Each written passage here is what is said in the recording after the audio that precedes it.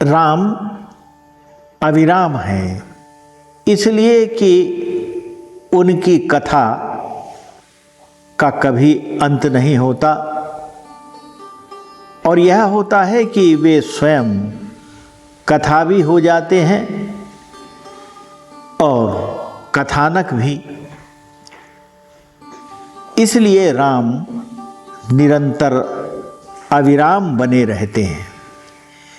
वे यों तो कथा के माध्यम से आते हैं, लेकिन फिर कथा पीछे रह जाती है और राम ही कथा और कथानक दोनों हो जाते हैं। इस प्रश्न का अभी तक समाधान नहीं हो पाया कि यह कथा कितनी पुरानी है। इस संबंध में प्रख्यात ललित निबंधकार और संस्कृति विचारक श्री कुबेरनाथ राय ने अपनी कृति रामायण महातीर्थम में विस्तार से विचार किया है। उनका यह कहना है कि राम कथा का सबसे पुराना और स्पष्ट पुराण और प्रमाण दशरथ जातक है, जो मूल रूप में 4-5 श्लोकों को छोड़कर अप्राप्य है। यह जातक ईसा पूर्व 4वीं शताब्दी का है। इसका दूसरा रूप चीनी भाषा से अनुदित है, जो ईसा की 1ली सदी का है, तथा ईसा की 1ली सदी में ही रामायण की कथा का समूह पाठ जैन संत विमल सूर्य के ग्रंथ पौमचर्यु से प्रमाणित होता है। इन तथ्यों के आधार पर उनका यह मानना है कि ईसा की 1ली सदी से बहुत पूर्व राम कथा ने अपनी महिमा को न केवल ग्रहण कर लिया था, अपितु अन्य संप्रदायों ने भी इसका वर्ण कर लिया था। इसलिए यह कथा बुद्ध के जन्म के कुछ पहले से ही लोक विश्वास का अंग बन गई थी। अन्यथा बुद्ध की मृत्यु के 100 वर्ष बाद उनके अनुचर भी इसका उपयोग करने को कैसे बाध्य होते, और दशरथ जातक के माध्यम से बुद्ध के पूर्व जन्म में राम पंडित होने का दावा करने की क्या ज़रूरत पड़ती।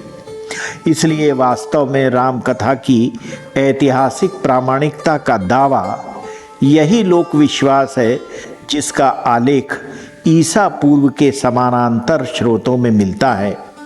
कुबेर जी का यह भी मानना है कि यह घटना कभी और कहीं घटित अवश्य हुई है, और भले ही उसका मूल रूप सामान्य रहा हो और बाद में कवियों ने उस पूरी घटना का उदात्तीकरण कर दिया हो।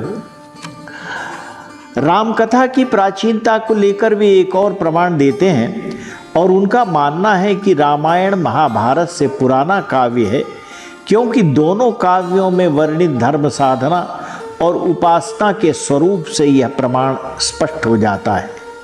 रामायण का युग वह युग है जब ब्राह्मण ग्रंथ और यज्ञ अपने चरम उत्कर्ष पर थे, तथा प्रजापति मुख्य देवता थे। इंद्र आदि देव भी वरेण्य थे, लेकिन विष्णु को एकमात्र परमात्मा का पद नहीं मिला था। नारायण के जल प्रधान देवत्व को और आदित्य रूपी विष्णु को एकीकृत नहीं किया गया था। नारायण उपासना का उल्लेख है तो अवश्य, लेकिन यह उपासना वैदिक देवमंडल के बाहर की कोई उपासना है। कौशल्या जब राम के वनगमन के समय स्वस्ति वाचन करती हैं, तो उसमें बहुदेववाद तथा निषादों की प्रकृति पूजा के संकेत मिलते हैं, और वे जिन 3 प्रधान घटनाओं का साक्ष्य देकर आशीर्वाद देती हैं, वे हैं वृत्रवध, त्रिविक्रम विष्णु तथा सुपर्ण का अमृत आहरण। और ये तीनों घटनाएं वैदिक काल की वीर गाथा से संबद्ध हैं। लेकिन इसके प्रतिकूल महाभारत में वैष्णव धर्म का प्रतिपादन है, नारायणीय धर्म पर जोर है। विष्णु, नारायण और आभीर लोक देवता कृष्ण, ये तीनों एक हो चुके हैं। बद्री धाम के विष्णु की आर्य किरात मिश्रित उपासना अर्थात ध्यानस्थ नारायण और नर की उपासना भी अर्वाचीन वैष्णव का ही अध्याय वैष्णव धर्म का ही अध्याय है। इसलिए धर्म साधना का जो स्वरूप महाभारत में उभरता है वह रामायण कालीन धर्म साधना की तुलना में अर्वाचीन और उत्तरकालीन है। इसलिए रामायण महाभारत से पहले की रचना है। उनका यह भी कहना है कि महाभारत में रामायण का उल्लेख है किंतु रामायण में महाभारत का नहीं है। इस परिप्रेक्ष्य में रामचरित की प्राचीनता संदिग्ध रूप से स्थापित होती है। यह भी स्पष्ट होता है कि बुद्ध और महावीर के समय जनता में राम के प्रति अत्यंत आदर का भाव था। बौद्ध जातकों के अनुसार बुद्ध अपने पूर्व जन्म में एक बार राम होकर भी जन्मे थे और जैन ग्रंथों में 63 महापुरुषों में राम और लक्ष्मण की भी गिनती की जाती थी।